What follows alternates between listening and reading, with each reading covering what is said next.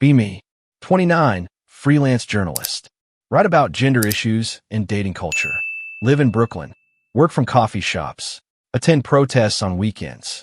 Build entire career on calling out toxic masculinity and male behavior patterns in modern relationships. Social media following of 50K people who love my hot takes about why dating is broken. Write viral threads about emotional unavailability, about weaponized incompetence, about why women should have higher standards. My whole brand is being the woman who doesn't take shit from men, not afraid to call them out publicly, get invited to podcasts, quoted in articles, asked to speak at women's conferences, about maintaining boundaries, about not settling. Feel powerful in this role, like I'm helping women avoid mistakes, protecting them from getting hurt like I did. Because yeah, I've been hurt before, multiple times, by men who seemed nice at first, then showed their true colors eventually. Dad left when I was 7, came back when I was 12, tried to play father, then disappeared again when I was 16. First serious boyfriend in college cheated on me with my roommate. Gaslit me for months about it before I found the texts.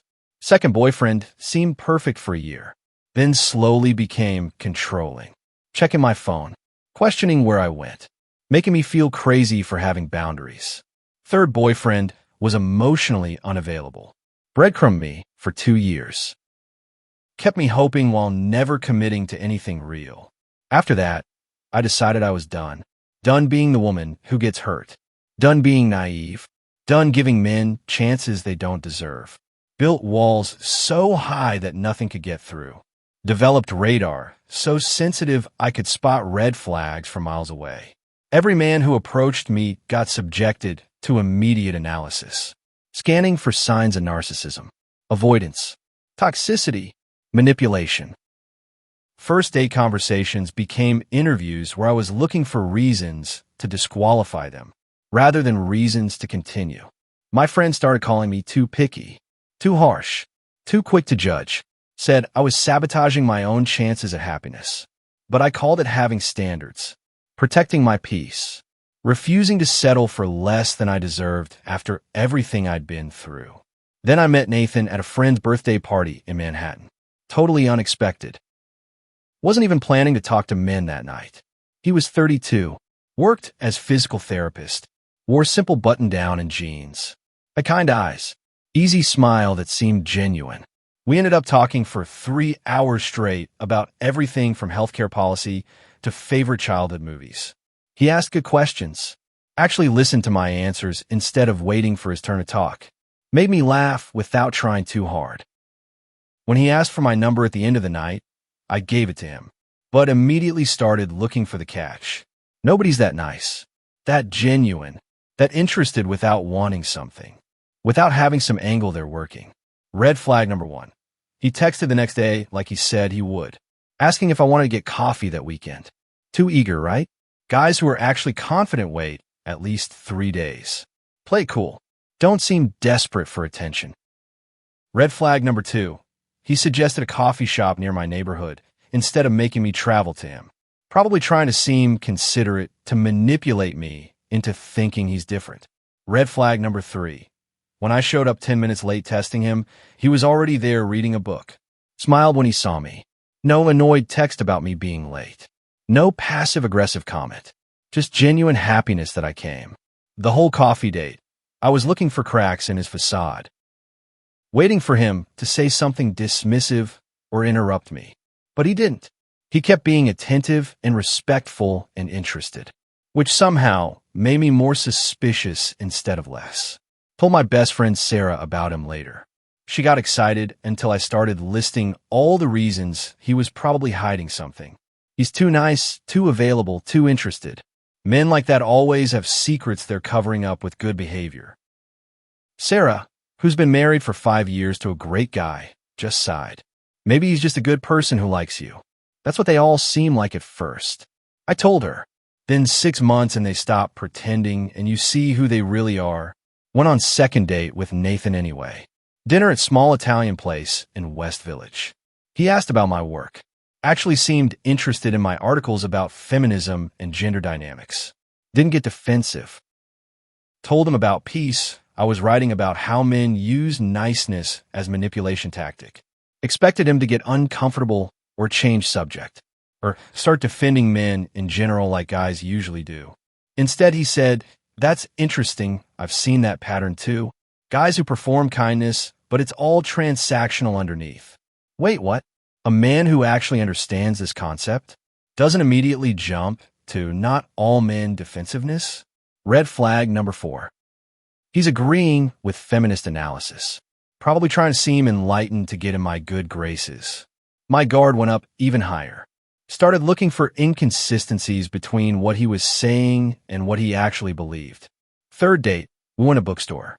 Spent 2 hours just walking around talking about books we loved growing up. He picked up a romance novel. Said he actually enjoyed them sometimes. Wasn't embarrassed about it or trying to prove anything. Mentioned his sister got him into them. Talked about her with obvious affection. Said she was his best friend growing up. Red flag number 5. Men who are close to their sisters are either genuinely healthy or learn to manipulate women from observing them. Fourth date, he cooked dinner at his apartment, which was clean but lived in. Had plants that were actually alive and thriving. Photos on wall of him with friends, with family, at marathon finish line. Volunteering at food bank with his sister. Bathroom had hand soap and real towels. Kitchen had actual food and working appliances. Wasn't a bachelor pad disaster zone. Red flag number 6. Apartment is too put together. He obviously cleaned specifically for me. Probably doesn't actually live like this. After dinner, we watched movie on his couch. He didn't try to make a move. Just sat next to me respectfully the whole time. When I left, he walked me to my Uber, gave me a hug. Said he had a great time and hoped we could do it again soon. Red flag number 7. Didn't try to kiss me or escalate physically, which means he's either not attracted or playing some long game. Texted Sarah that night. Something is definitely off about this guy. Nobody is this respectful and patient without an ulterior motive. She called me immediately, frustrated. Have you considered that maybe he's just a decent human who actually likes you? That's not how men operate. I told her, they're all performing in the beginning, trying to lock you down before showing their true selves. Maybe you're looking for problems that aren't there. She said gently, maybe your anger is protecting you from actually being happy. That hit different. Made me defensive. Told her she didn't understand because she hadn't been through what I'd been through with men. But that night, I couldn't sleep. Kept thinking about what she said. About whether I was protecting myself or just punishing Nathan for other men's crimes. 2 months of dating Nathan. He stayed consistently kind, attentive, respectful, interested, never once slipping up or showing different side. Started to make me anxious because I kept waiting for the other shoe to drop. For him to finally reveal what he was really after. One night after dinner at his place, I decided to test him. See if I could crack through whatever act he was putting on. Started an argument out of nowhere about something small. The way he'd phrase something about women in workplace. Pushed and pushed. Tried to make him defensive. Tried to make him show his ass. Show me the real him underneath all this niceness. He just listened, stayed calm, asked me to explain what I meant. Never raised his voice or got aggressive or tried to shut me down. Finally said, "It sounds like you're angry about something deeper than what I said. Do you want to talk about what's really bothering you?" That made me even more angry because he was right. And I hated that he could see through me like that. Snapped at him. See, this is what men do. They psychoanalyze women instead of just taking responsibility for what they said. He was quiet for a moment, then said, "You're right. I'm sorry. I shouldn't have assumed I knew what you were feeling." Wait, what? He actually apologized? Didn't get defensive or turn around on me. Didn't call me crazy or too sensitive. Red flag number 8. Apologizes too easily. Probably conflict avoidant. Will agree to anything to keep peace, then resent me later. Went home that night feeling confused and frustrated and scared because none of my frameworks for understanding men applied to him. Started writing an article about men who use false humility and excessive agreeableness as manipulation tactics. Halfway through, realized I was describing Nathan. And nothing in article actually matched his behavior when I was being honest. Deleted it. Stared at blank screen for an hour. Wondering what the fuck was wrong with me that I couldn't just let myself be happy. 3 months in, Nathan asked if I wanted to meet his family. At his sister's birthday dinner in New Jersey. Immediately panicked. Because meeting families means things are serious. And serious means I could get hurt. And hurt means I was stupid for trusting. Told him I wasn't sure I was ready for that. Expected him to get upset or pressure me or make me feel guilty. Instead, he said no problem, no pressure at all. Just wanted to extend invitation. We can do it whenever you're comfortable. Red flag number 9. Too understanding about boundaries. Probably hiding his real feelings. We'll bring this up and fight later. But also felt relieved and confused. Because what kind of man just accepts your boundary without any pushback whatsoever? Week later, decided to go to birthday dinner anyway. Told myself it was just dinner. Didn't mean anything serious. His family was warm and welcoming. Didn't interrogate me or make me feel judged. Just included me in conversations naturally. His sister hugged me when I arrived like we'd known each other for years. Said Nathan had told her so much about me. His parents were kind and funny. Asked about my work with genuine interest. Didn't make weird comments about when we get married. Watched Nathan interact with his family. Saw how he joked with his dad. Helped his mom in kitchen. Listened to his sister's stories. Saw the way his niece climbed all over him. And he just laughed and played with her. Completely comfortable and natural with kids. Something in my chest cracked, watching him be so genuine and relaxed. So loved by these people who'd known him his whole life. This wasn't an act. Wasn't a performance. This was just who he was. Consistently. With everyone. Not just with me to get something. Drove back to Brooklyn that night in his car. Was quiet the whole ride. Processing what I'd seen. What it meant. What I was feeling. He asked if I was okay. I said I was just tired. Didn't know how to explain that I was terrified of how much I was starting to care. 4 months in, we were spending most nights together. Had toothbrushes at each other's apartments. Had inside jokes and routines. My friend said we seemed happy together. Asked when I was going to stop waiting for him to disappoint me and just enjoy it. But I couldn't stop. Couldn't turn off the part of my brain that was constantly scanning for danger. For signs. For red flags. Started picking fights more often.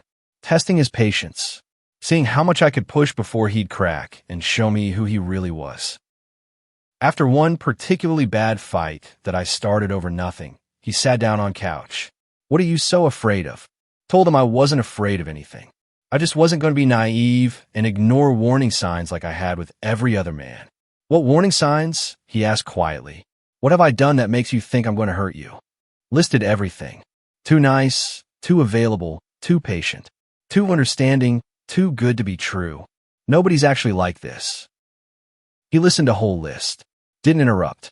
Didn't get defensive. Just let me say everything I needed to say. When I was done, he said, I'm not your dad who left. I'm not your ex who cheated. I'm not the guy who was emotionally unavailable. Pause. I'm just Nathan, and I'm here because I care about you. And I'm not going anywhere unless you tell me to. Started crying. Actual tears streaming down my face. Because nobody had ever said anything like that to me before. All my anger and fear and defensiveness just broke open, and I was sobbing on his couch about everything I'd been carrying. He just held me. Didn't try to fix it or minimize it. Didn't tell me I was being dramatic. Just let me feel everything I needed to feel. Told him everything between sobs. About my dad. About the cheating. About the controlling ex. About feeling broken and unlovable. About building walls so high to protect myself that I'd forgotten what it felt like to let someone in. About being so angry at men for so long that I didn't know how to not be angry anymore. Even when I met someone worth trusting. He just kept holding me, running his hand through my hair, saying, I'm here, I'm not leaving, you're safe with me. When I finally stopped crying, felt exhausted and raw. Exposed in a way I hadn't felt since I was a teenager. Looked up at him and said, I'm sorry. I'm so sorry for testing you, and pushing you and waiting for you to fail. He wiped my tears and said, "You were protecting yourself. I get it. You had every reason to be careful after what you've been through." Pause. But I'm not them. And I'm willing to prove that to you for as long as it takes for you to believe it. Something shifted in that moment. Like a door I'd welded shut, suddenly creaking open, letting light in for first time in years. Realized my anger wasn't protecting me anymore. It was just keeping me alone, keeping me from experiencing actual love from someone real. Started going to therapy next week. Told my therapist about Nathan, about my pattern of sabotaging relationships before they could hurt me. She said, "You've been operating from trauma response for so long that healthy feels dangerous and dangerous feels familiar." Pause. Nathan feels scary because he's actually safe. And you're not used to safe. You're used to chaos and disappointment and abandonment. That hit me like truck because it was so completely true I couldn't deny it. Started doing the work in therapy, unpacking all the ways my past relationships had shaped my expectations and behaviors. Started recognizing when I was picking fights to create distance, when I was looking for problems that didn't exist. Started catching myself before I'd spiral into suspicion and anger. Started asking, is this about Nathan or is this about my fear? Nathan was patient through all of it. Didn't complain when I had bad days. Didn't get frustrated when I regressed into old patterns. Just kept showing up, kept being consistent, kept proving through his actions that he meant what he said about not leaving. 6 months in, we were at his apartment watching TV. During commercial, I just said, "I love you," without thinking about it. He turned to me with this huge smile. "I love you too. I wanted to say it for weeks, but didn't want to pressure you." Red flag number, wait. No, that's not red flag. That's just man who loves me and respects my timeline. Caught myself falling into old pattern and just laughed. Told him what I was thinking, how I almost made his love a red flag. He laughed too and said, "Your red flag detector is so sensitive it picks up green flags now." We both cracked up. And it felt so good to laugh about it instead of letting it become a serious thing. Started noticing how much happier I was when I wasn't constantly looking for problems. Why just let myself enjoy being with him? My writing even changed. Started writing less about toxic masculinity, more about healthy relationships and healing from past trauma. Lost some followers who thought I'd gone soft. Thought I betrayed feminism by suggesting not all men are terrible. But gained new followers who were also trying to figure out how to trust again after being hurt. How to let good people in. My friend said I seemed lighter, less angry all the time, more at peace with myself and my life. Sarah just smiled and said, "I told you so," when I admitted she was right about Nathan. 1 year in, we moved in together. Got apartment in Park Slope with good light. Room for both our stuff. First night in our new place, we were sitting on floor eating pizza.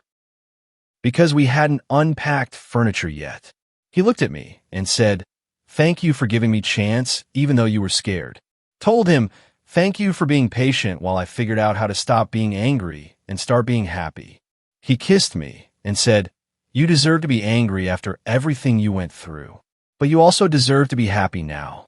That's when I really understood that my anger had served a purpose, had protected me when I needed protection. But I didn't need it anymore. Didn't need walls and defenses and constant vigilance with someone who had proven himself safe.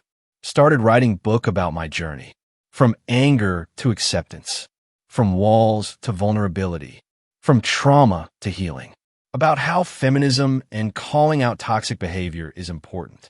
But so is recognizing healthy behavior when you see it. About how not all men are the enemy. Some men are just trying to be good people, and they deserve recognition for that. About how healing trauma means learning to tell difference between past danger and present safety. My agent loved it.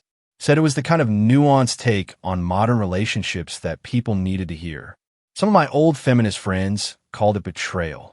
Said I was promoting the idea that women should give men chances they don't deserve. But I wasn't saying give every man a chance. I was saying recognize the good ones when they show up consistently. Nathan read every chapter as I wrote it, gave feedback, supported me through vulnerable parts where I had to be really honest. Never once made it about him. Never took credit for fixing me.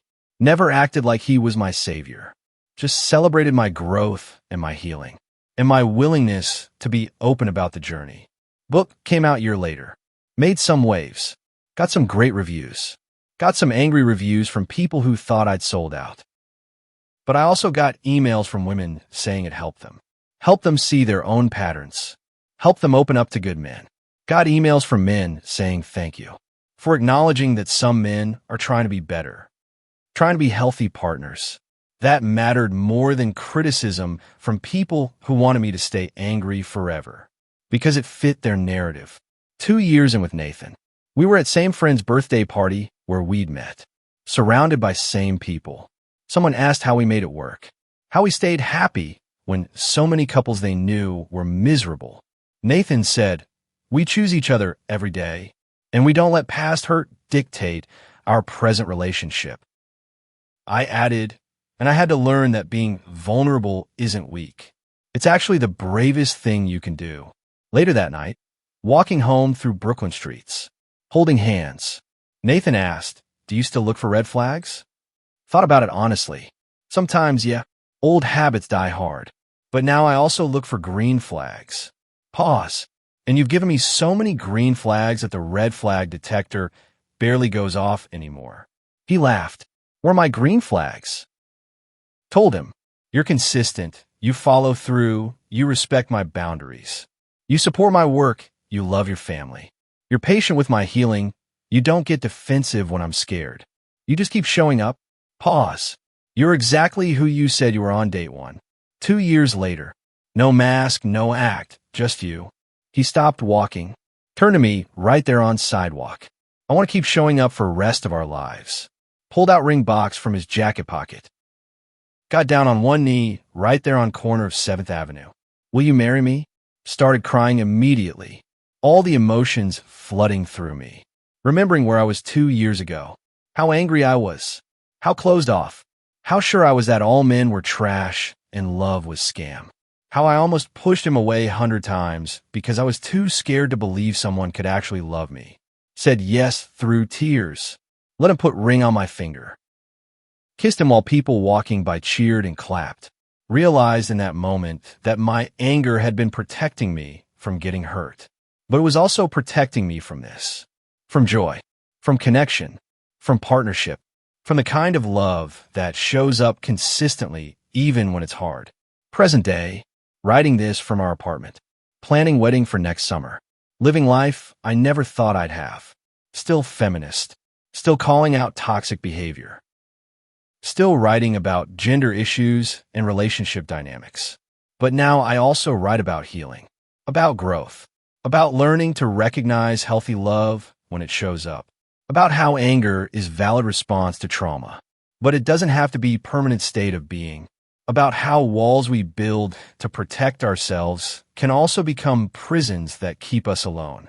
Nathan is in other room making dinner, singing badly to himself, being same person he was on day one. No mask ever dropped. No other shoe ever fell. No red flags ever materialized beyond ones I invented. He was just a good person who liked me and was willing to wait while I figured out how to let him in. Think about how many good men are out there struggling, being dismissed, being told their pain doesn't matter. Nathan has had his own struggles with mental health, with pressure to be strong, with feeling like he can't be vulnerable. But he's had people in his life who supported him, who let him be human, who didn't punish him for having feelings. That's what made him healthy enough to be a good partner, to show up consistently, to love me through my healing. Think about how my anger and walls were hurting me, but could have also hurt him if I kept pushing.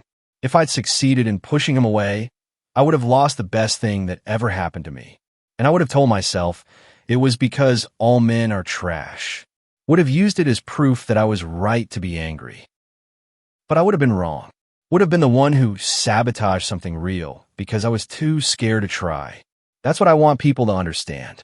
Anger is protective, but it's not sustainable. It's not a way to live forever. At some point, if you want real connection, real love, real partnership. You have to take risk of being vulnerable. You have to learn to tell difference between someone who's genuinely unsafe and someone who's genuinely good. You have to do the work of healing your trauma so it doesn't destroy your future. Not every man deserves that chance. Not every man has earned your trust, but some do, and you'll never find them if you're too angry to see them clearly when they show up. My anger protected me when I needed protection.